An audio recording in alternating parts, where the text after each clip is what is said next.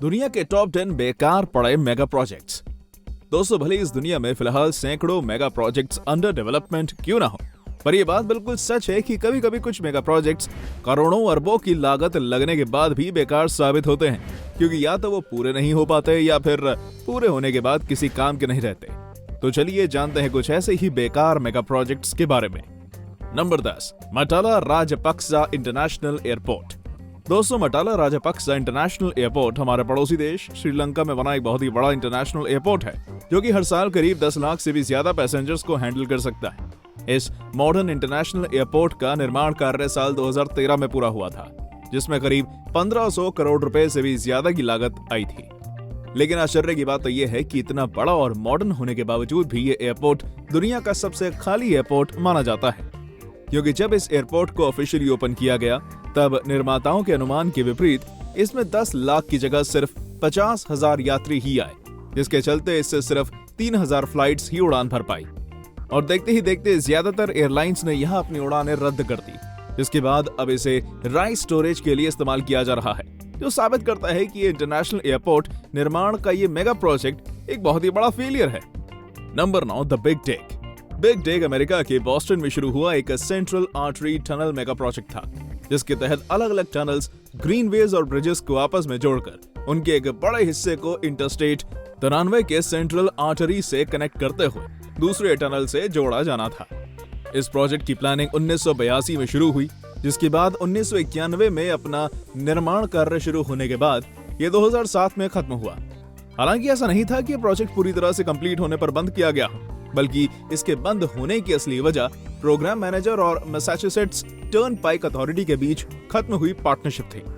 अब क्योंकि इसके निर्माण कार्य के लिए और पैसा नहीं था, जिसके चलते धीरे धीरे वर्कर्स ने भी यहाँ काम करना बंद कर दिया और देखते ही देखते ये मेगा प्रोजेक्ट एक बड़ा फेलियर बन गया, जिसके निर्माण कार्य के दौरान पहले से ही बहुत सी जटिल गलतियां की जा चुकी थी, जिसके चलते अपनी लागत से करीब 4 गुना ज्यादा क़ीमत में खत्म हुआ। हालांकि अभी भी इसका पूरा भुगतान नहीं हुआ है, जो कि साल 2038 तक ही पूरा हो पाएगा, और तब तक इसकी कुल लागत करीब 1,63,000 करोड़ रुपए हो जाएगी। Number 8, the Arena da Amazonia stadium. Arena da Amazonia stadium Brazil की सरकार द्वारा निर्मित किया गया एक बहुत ही मुख्य स्टेडियम है, जिसे 2014 में होने वाले फीफा वर्ल्ड कप के मद्देनजर करीब 2200 करोड़ रुपए की लागत से बनाया गया था। लेकिन उम्मीदों के विपरीत इसमें सिर्फ 4 ही मैच खेल पाए, जिसके चलते सस्ती टिकटों से इसकी लागत का ज्यादा पैसा वसूल ना हो सका। हालांकि 2016 में इसे ओलंपिक खेलों में भी इस्तेमाल किया गया, पर इतना इसकी लागत वसूल करने के लिए काफी नहीं था। इसके बाद से ये स्टेडियम ज्यादातर अनयूज्ड ही रहता है, जो धीरे धीरे सरकार के लिए एक घाटे का सौदा बनता जा रहा है, क्योंकि लोकल लीग्स के दौरान इस स्टेडियम की 40,000 में से सिर्फ 1,000 सीट्स ही भर पाती हैं।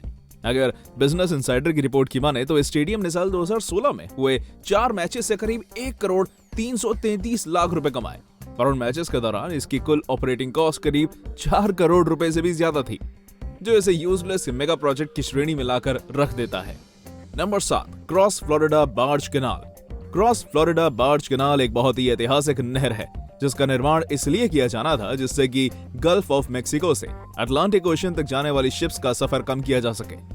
लेकिन 1570 से लेकर 19वीं सदी तक इसे बनाने का प्लान सिर्फ एक प्लान बनकर ही रह गया, क्योंकि किसी ने भी इस पर निर्माण कार्य शुरू नहीं किया। लेकिन 20वीं सदी की शुरुआत में प्रेसिडेंट फ्रैंकलिन डी रूजवेल्ट के कार्यकाल में आखिरकार 1931 में इस नहर की खुदाई चालू हुई, पर महज साल भर बाद इसका निर्माण कार्य फिर से रुक गया, क्योंकि इससे एनवायरमेंट को नुकसान पहुंच रहा था।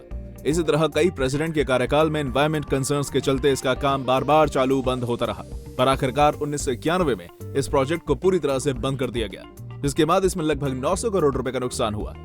नंबर 6, सोची ओलंपिक होटल्स। सोची ओलंपिक होटल्स मेगा प्रोजेक्ट की शुरुआत रूस में होने वाले ओलंपिक खेलों के मद्देनजर की गई थी, क्योंकि इस मेगा प्रोजेक्ट के तहत बनाए जाने वाले होटल्स में दुनिया भर के एथलीट्स को रुकना था। हालांकि करीब 7 साल पहले ओलंपिक होस्टिंग की जानकारी मिल जाने के बाद भी ये प्रोजेक्ट सही तरीके से पूरा नहीं हो सका और एक बड़ा फेलियर बनकर सामने आया, क्योंकि जब इन होटल्स में एथलीट्स आकर रुके तब उन्हें यहाँ बहुत सी समस्याओं का सामना करना पड़ा, क्योंकि ना तो ये होटल्स अच्छे से साफ थे और ना ही इनके बाथरूम्स में पानी आ रहा था। इतना ही नहीं, कई एथलीट्स ने तो ये दावे भी किए थे कि उनके कमरों में ना तो लाइट बल्ब्स हैं और ना ही दरवाजे पर डोर नॉब्स, जिसके चलते रूस को दुनिया भर के सामने शर्मसार होना पड़ा।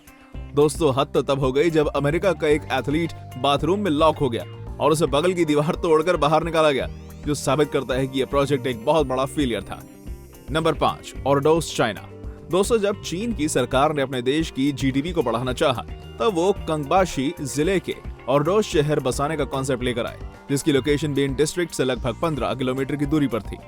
हालांकि हजारों करोड़ की लागत से बसाया गया ये शहर चीन की सरकार के मंसूबों पर खड़ा नहीं उतरा, क्योंकि यहाँ स्कूल, हॉस्पिटल, शॉपिंग मॉल जैसी बहुत सी मूलभूत सुविधाओं की कमी थी, और शायद यही कारण था कि यहाँ सिर्फ 1000 रेजिडेंट्स को छोड़कर बाकी के बिल्डिंग्स में कोई नहीं रहता, जिसके चलते ये मेगा प्रोजेक्ट फिलहाल के लिए एक बहुत बड़ा फेलियर साबित हुआ है।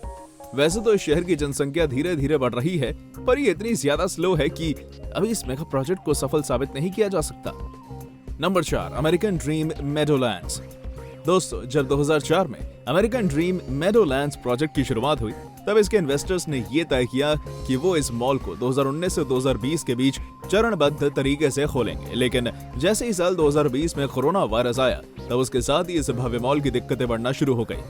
हालांकि ये दिक्कतें सिर्फ कोरोना के चलते नहीं थी, बल्कि न्यू जर्सी के मेडोलैंड्स में जिस लोकेशन पर इस मॉल का निर्माण किया गया था, उसकी वजह से इसे बहुत से एनवायरमेंटलिस्ट्स की आलोचना का सामना करना पड़ा, क्योंकि 587 एकड़ में बने इस मॉल की वजह से इसके आसपास के एरिया में बनी सड़कों पर बहुत ही ज्यादा ट्रैफिक बढ़ गया, जिसके चलते इसके डेवलपर्स आज करीब 2200 करोड़ रुपए के घाटे में चल रहे हैं, जो साबित करता है कि ये एक यूजलेस मेगा प्रोजेक्ट है। Number 3, Teton Dam. अमेरिका के साउथ ईस्टर्न इडाहो में टेटॉन नदी पर निर्मित टेटॉन डैम को उन्हीं कार्यों के लिए बनाया गया था जिनके लिए दुनिया भर में मौजूद बांधों का निर्माण किया जाता है, यानी कि इस डैम को न सिर्फ फ्लड को रोकना था, बल्कि इरिगेशन वाटर के साथ इलेक्ट्रिसिटी भी प्रोड्यूस करनी थी। दोस्तों, इस डैम को बनाने के प्रोजेक्ट की शुरुआत साल 1972 में हुई, जिसके बाद आज के हिसाब से करीब 5100 करोड़ रुपए की लागत से यह डैम 1975 में बनकर तैयार हो गया। लेकिन किसी ने भी ये नहीं सोचा था कि यह डैम इतना बड़ा फेलियर साबित होगा, क्योंकि अपने निर्माण के महज 1 साल बाद ही यह डैम पानी के फुल कैपेसिटी तक पहुंच पाने से पहले ही कोलैप्स कर गया, जिसके बाद हजारों एकड़ जमीन में बाढ़ आ गई और लगभग 11 लोगों की मौत हो गई, जिससे महज 24 घंटों में ही पूरे के पूरे 5100 करोड़ रुपए डूब गए। Number 2, VC summer nuclear station.